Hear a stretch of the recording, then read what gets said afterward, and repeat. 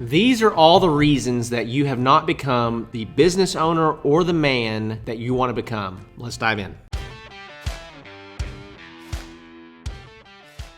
All right, well, welcome back to the channel. Welcome back to the podcast. If you're watching this on YouTube, be sure to check out the Handmade Business Secrets podcast and vice versa. If you're listening to this on the podcast, be sure to go subscribe to the YouTube channel. We would really appreciate it. Also, if you're getting value out of the podcast, please take just a second to leave us a review. It would be super helpful if we have given you anything valuable at all to leave us a quick review on the podcast. If you're listening to this and you're not leaving a review and it's been helpful, stop and go leave a review. Okay, love you guys. Appreciate it. Okay.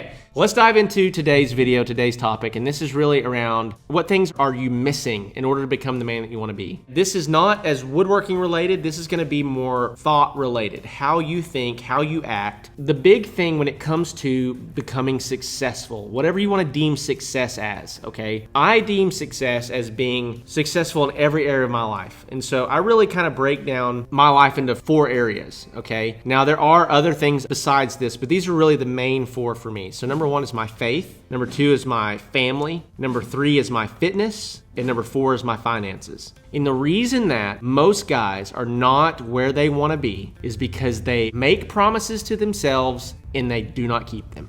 How many times have you told yourself that you're going to do this and you don't do it? How many times have you said that you're going to wake up at this time and you don't wake up at that time? How many times have you said that you're going to work out and you don't work out? How many times have you said that you're going to get your money right and you don't get your money right? How many times have you said you're going to walk closer with God and you don't walk closer with God? Because you have created this habit of making promises and not keeping them, it just wears on your self-esteem. It wears on your confidence. It makes you feel like you're not who you believe yourself to be. And if you can't trust you, you feel like, who can? If I can't make commitments to myself, why should anybody else follow my leadership? Right now, if you're watching this and you are trying to start a woodworking business, or maybe you have a woodworking business that's not successful, or maybe you're married and your marriage is not awful, but not great, just kind of blah, or maybe you look down and you grab your belly and you're like, man, I'm just not in very good shape right now. I just want to encourage you, if you're going to say that you're going to do something, absolutely under no circumstances should you allow yourself to not do it,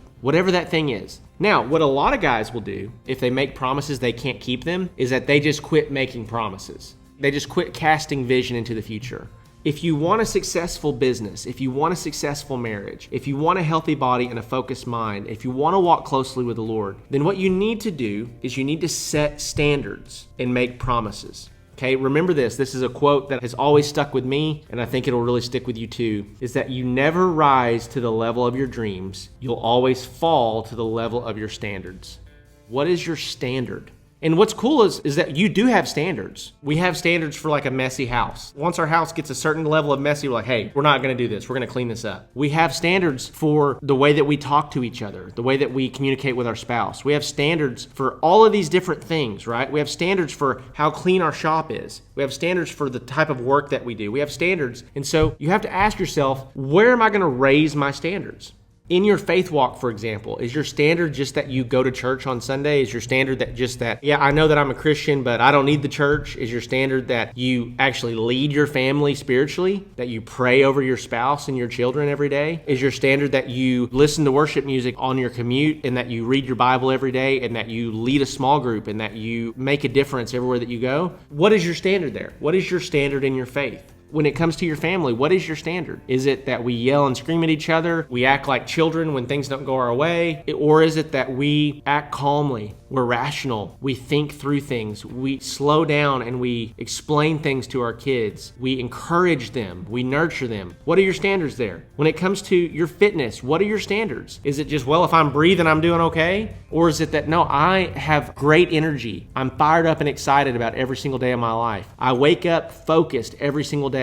I work out every day. I'm active. I sweat every day. What are your standards? With your finances, what are your standards? Are your standards that we're constantly going deeper into debt every month? Are your standards that we barely get by, we barely scrape by? Or are your standards that we're going to stack cash and invest and be generous and make a difference with our finances? What is your standard financially? And here's the deal. You're never going to just rise to wherever your dreams are. You're going to fall to the level of your standards. And so now it's very hard to have incredibly high standards when you feel like you're in a really low spot in life. When you're in a low spot in life, it's hard to think like a multimillionaire when you don't have hardly any money to your name. But you can always think to the next level. You have to be able to think to what is believable for you. You know, when I didn't have any money, when I didn't have any really financial future, what was believable for me was that I could figure out a way to make an extra $10,000 a year. I could find a way to make an extra $1,000 a month. That was a believable concept. Then once we got there, then it was like, man, okay, I've proven to myself that I can do that. Now what's the next believable standard that I can set? And your standards just rise through what you know you're capable of doing. And this is the same way in all these components: your faith, your family, your fitness, your finances. So what is your standard? What do you know